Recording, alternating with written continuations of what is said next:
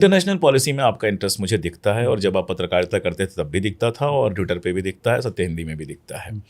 और सबसे बड़ा कोई प्रोपोगंडा अगर चला है, मैं चूंकि बहुत छोटे से शहर से आता हूँ, तो वो ये कि ठीक है यार, दुनिया में तो डंका बज रहा है ना, ये वाला कि विश्व गुरु शब्द का उपयोग कम किया जाता है ये सब सोशल मीडिया पे, लेकिन दुनिया में डंका बज रहा है। पहले इज्जत नहीं मिलती थी, अब इज्जत मिलती है। हिंदुस्तान एक ऐसा देश है जहाँ मुझे लगता है कि तो पूरा एक माहौल बनाया गया कि आप दुनिया में अब वर्ल्ड लीडर हो गए। मोदी जी के चलते आप जहाँ जाते हैं वहाँ के लोग सलाम करते हैं। थोड़ा बहुत विदेश मैंने भी घूमा है, आपने भी घूमा है, ये कितना सच है उस पर बात ही करना बेकार है।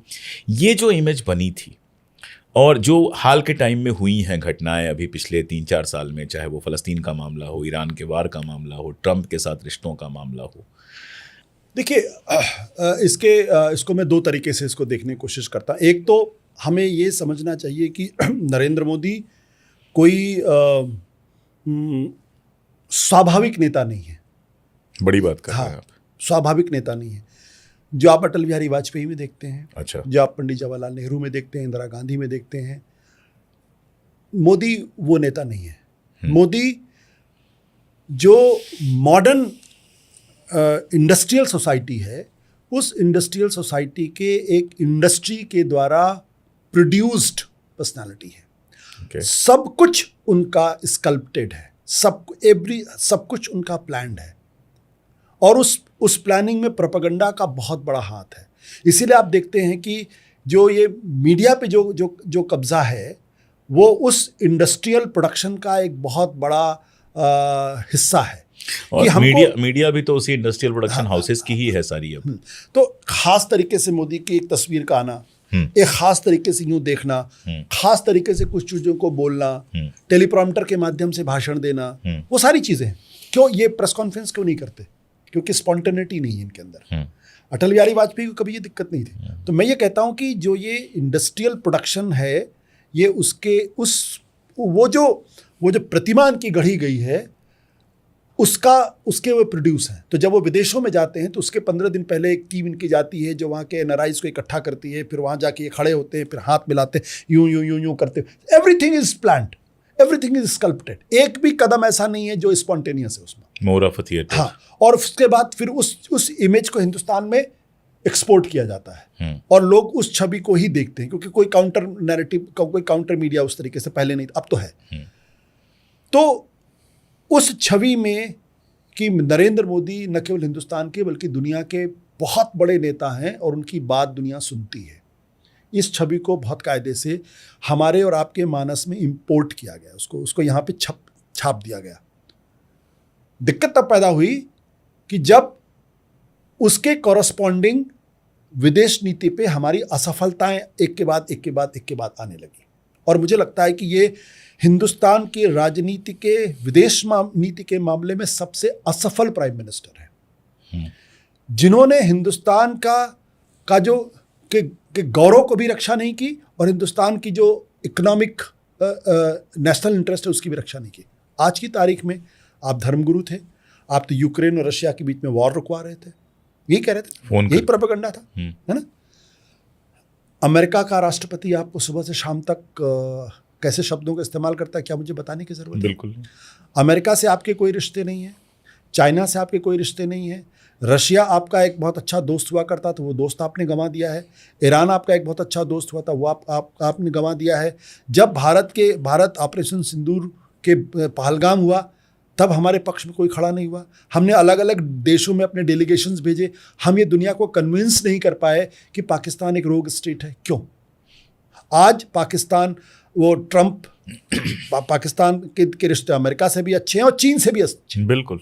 उसके रिश्ते रशिया के साथ टर्की से भी अच्छे हैं और वहां से भी अच्छे हैं, ईरान से भी। हम कहाँ हैं? हम और आर्थिक स्तर पर आज आप देख लीजिए, सबसे ज्यादा टैरिफ हमारे ऊपर लगाया गया। तो विदेश एफडीआई जिस तरह से यहाँ जा रही है, बिल्कुल आश्चर्यजनक है। मतलब जीरो हो गए आप एफडीआई में। तो आप हैं कहाँ? आज आप, नेपाल आपके साथ नहीं है, श्रीलंका आपके साथ नहीं है, बांग्लादेश आपके साथ नहीं है, पाकिस्तान तो कभी भी आपके साथ नहीं था, होना भी नहीं चाहिए, भूटान तक। Where are we? सार्क नाम का एक होता था, वो आपने खत्म कर दिया। चोगम होता था, वो आपने खत्म कर दिया। नॉन अलाइन मूवमेंट था, वो खत्म हो गया। तो हमारी विदेश नीति कहाँ है? आज की तारीख में दिक्कत यह है कि हमारा एक आदमी अमेरिका में पकड़ा जाता है और उसके बाद हिंदुस्तान के टॉप ऑफिशियल्स के खिलाफ मुकदमा होता है वहाँ पे। कनाडा में हमारे जो नेशनल सिक्योरिटी एडवाइजर जा नहीं सकते, क्यों? Where are we?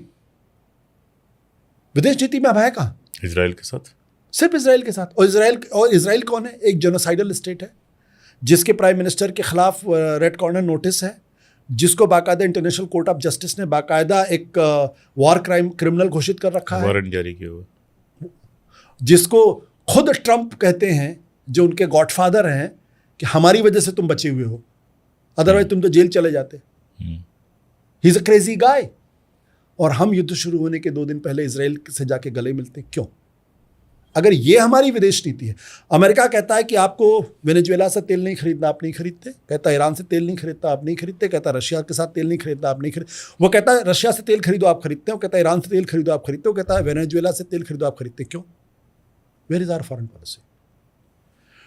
तो सवाल इस बात को है, जब आप मॉरल लीडरशिप खो देते हैं, हमारी जो पहचान एक मॉरल लीडर के तौर पर अंतर्राष्ट्रीय मंच पे थी, जब आप वो खत्म कर देते हैं, जब इजराइल के साथ आंख बंद करके खड़े हो जाते हैं, तब ये दिक्कत पैदा होती है। जब मुस्लिम हेट का इसमें कितना रोल है? किसमें? मुस्लिम हेट का इसमें कितना रोल है?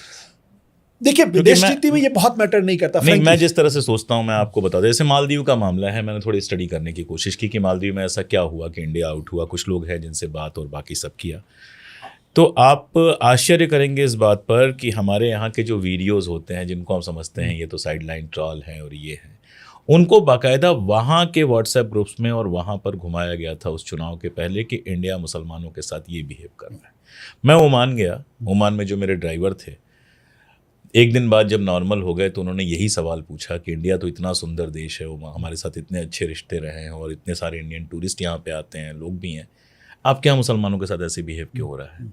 डेनमार्क में एक प्रोफेसर ने मुझसे ये सवाल पूछा कि अचानक से क्या हो गया, आप सब लोग मुसलमानों से इतना हेट करने क्यों लगे?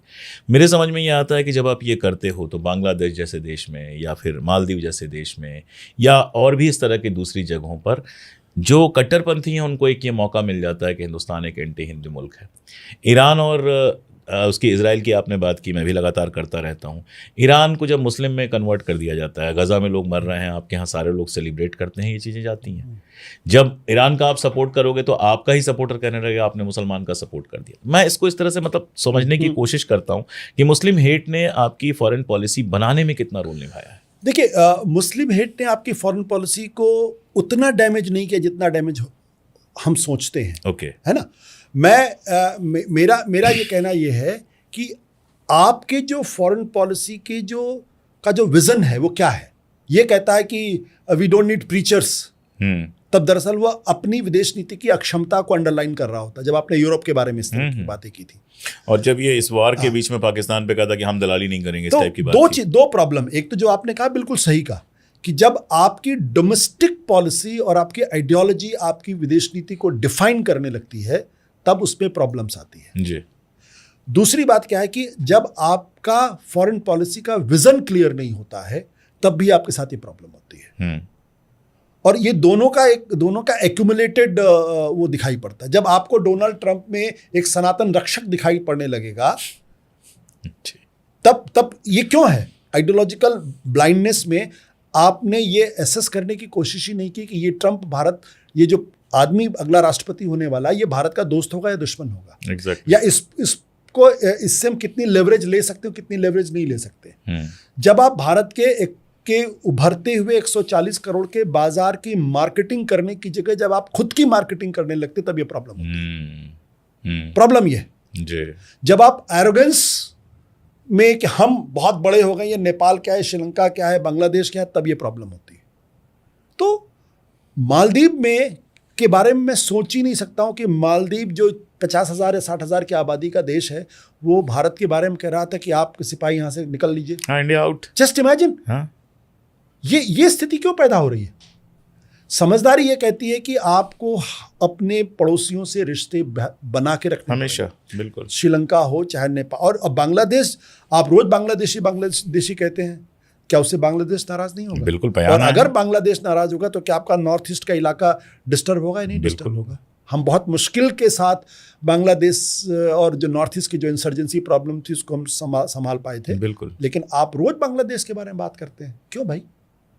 इतनी तो समझ होनी चाहिए। जब आप कहते हैं कि जो चीन के हिस्से में जो कश्मीर है वो भी हम लेके रहेंगे, तब दरअसल आप भारत की विदेश नीति का नुकसान कर रहे होते हैं। और मैं आपको बताऊं, जब हो सकता है आपको याद हो कि जब अटल बिहारी वाजपेयी प्राइम मिनिस्टर थे और एक वक्त था जॉर्ज फर्नांडिस डिफेंस मिनिस्टर थे, उन्होंने एक स्टेटमेंट दिया था, जहां तक मुझे ध्यान पड़ा वो स्टेटमेंट ये था, उल्टा चोर कोतवाल को डांटे, चाइना के कॉन्टेक्स्ट में।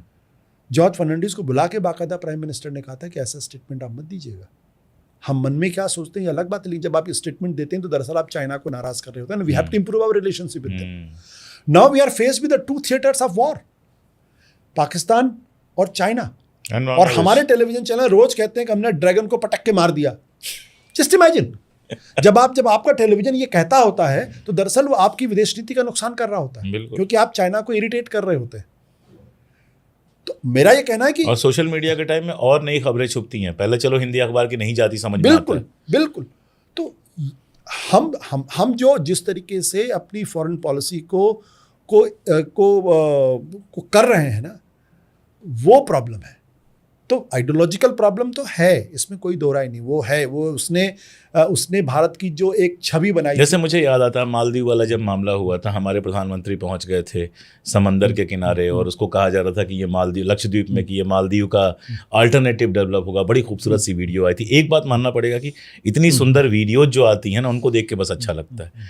लक्षद्वीप उतना सुंदर पता नहीं है कि नहीं जितना उन वीडियोज में दिख रहा था, लेकिन आप एक तरफ आपके लोग जो है वो मालदीव के मंत्री उसका गाली गलौज कर रहे थे, एक तरफ आपके प्राइम मिनिस्टर वहाँ जाके करते हैं, और आपकी एक जो एजेंट जो बुक कराते हैं, वो कौन सा एक कंपनी, ये मेक माई ट्रिप वगैरह टाइप की होती है, उस टाइप की कोई एक कंपनी थी जिसने कहा कि हम मालदीव का टिकट ही बुक नहीं करेंगे। जस्ट इमेजिन, क्या नॉनसेंस है। आप क्या उसका क्या असर पड़ेगा उसका। बिल्कुल। मेरे एक मित्र थे जो बड़े काफी समय तक वो जर्मनी में थे जी, और उन्होंने बड़ी इंटरेस्टिंग बात मुझे कही। बोले जर्मनी में लोग मुझसे पूछते हैं, यार आपके यहाँ इतने कॉन्ट्रडिक्शंस हैं, इतनी डाइवर्सिटी है, आप मैनेज कैसे करते हैं? तो दुनिया हमारी डेमोक्रेसी को देख के सीखने की कोशिश कर रही थी कि इतनी डाइवर्सिटी के बावजूद भी हम कैसे एक फंक्शनिंग डेमोक्रेसी हैं। और थे हम। हाँ, और थे। भाई जर्मनी में तो इतनी डाइवर्सिटी नहीं है, फ्रांस में भी उतनी डाइवर्सिटी नहीं है। थोड़े से माइग्रेंट्स आ गए, थोड़े से मुसलमान आ गए, तो प्रॉब्लम हो गई। करने में परेशान है। हाँ, they don't know how to manage it. हाँ, एग्जैक्टली। उनको प्रॉब्लम। हमारे यहाँ तो बुर्का पहन के भी निकल रहे हैं, घूंघट काट के भी निकल रहे हैं, वो चोगा पहन के भी निकल रहे हैं, इसी कोई प्रॉब्लम नहीं थी। आप जब उस छवि को जब आप तोड़ते हैं, तब जो आपकी सबसे बड़ी सॉफ्ट पावर थी डेमोक्रेसी, जब वो कमज़ोर होगी तो अंतर्राष्ट्रीय मंचों पे आपको आपकी बार्गेनिंग पावर भी कमज़ोर होगी। आप इसको समझिए, बिल्कुल 100% कमज़ोर हुई है, इसमें कोई दो राय ही नहीं। और फिर क्या होगा? लोग आपका मजाक उड़ाएंगे। और मैं बार बार कहता हूँ, वो तो होना शुरू हो गया कि गले मिलने से विदेश नीति नहीं चलती, झूले झुलाने से विदेश नीति नहीं चलती।